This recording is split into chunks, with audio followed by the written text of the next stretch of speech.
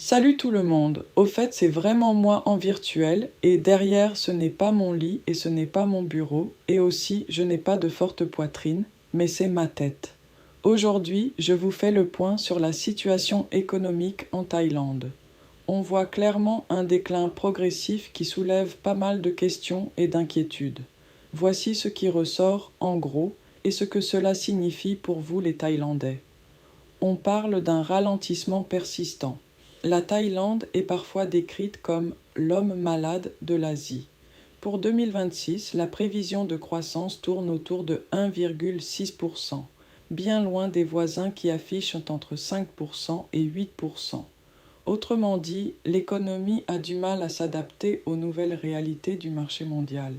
Les exportations représentent 60% à 70% du PIB, mais des secteurs clés, comme l'automobile, dévissent. En 2025, les exportations automobiles ont chuté d'environ 8,2% et le marché intérieur est au plus bas depuis 15 ans.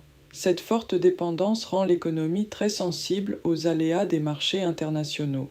Le tourisme, autre moteur important, est en baisse, environ moins 7% du nombre de visiteurs étrangers, et vous approchez des 33 millions seulement, loin des niveaux d'avant la pandémie. La concurrence des voisins, Vietnam, Malaisie, et des questions de sécurité pèsent sur l'attractivité du pays.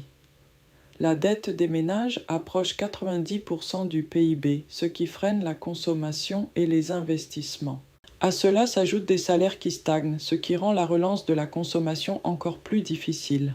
Vieillissement de la population, réduction de la main-d'œuvre disponible et dépenses publiques en santé qui augmentent. Tout cela pèse sur l'économie et peut dissuader certains investisseurs étrangers.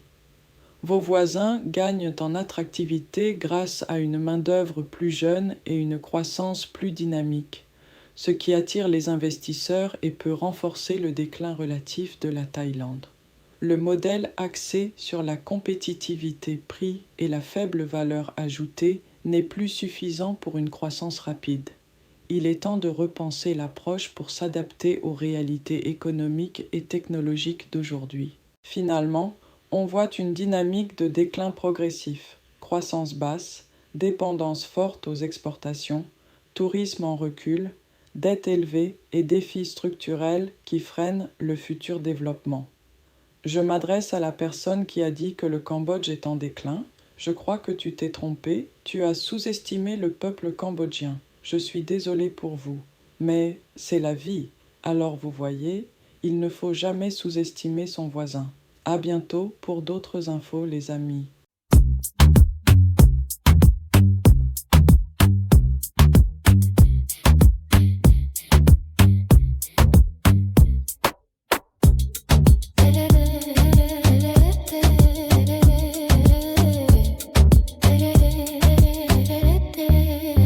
Salut les amis, écoutez bien l'histoire. Un royaume qui vacille derrière les lumières et la gloire. Les chiffres tombent lentement comme un ciel fatigué. Et sous les grands sourires, l'avenir semble douter.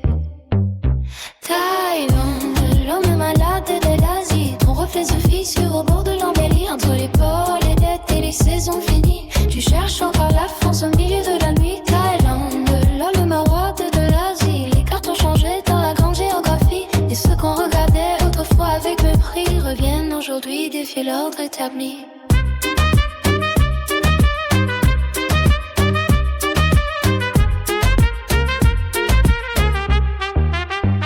Les exportations tiennent le pays à bout de bras. Mais quand l'acier se tait, tout tremble pas à pas. Les moteurs d'hier perdent leur élan. Et le marché s'essouffle en comptant les absents. Thaïlande, l'homme malade de l'Asie. Ton reflet se fissure au bord de l'embellie. Entre les ports, les dettes et les saisons finies. Tu cherches encore la France au milieu de la nuit. Thaïlande, l'homme malade de l'Asie. Des cartes ont changé dans la grande géographie. Et ceux qu'on regardait autrefois avec mépris reviennent aujourd'hui défier l'ordre établi.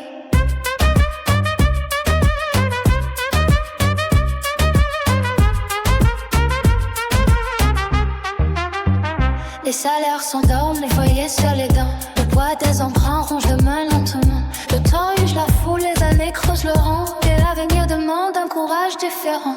Le vieux modèle plie sous le choc des machines. On ne gagne plus longtemps avec les règles d'hier. Il faut bâtir plus haut que la simple discipline. Et cesser de croire en passé comme frontière. À celui qui disait que le Cambodge tomberait, peut-être as-tu parlé un peu trop vite, mon ami. Nous ne sous-estime pas un peuple qui tient debout. L'histoire tourne toujours et surprend jusqu'au bout. Je suis désolée, oui, mais c'est la vie. N'oubliez jamais cela dans les écrits, les prophéties. Ne méprise jamais celui qui marche à côté de toi. Demain change de consentement.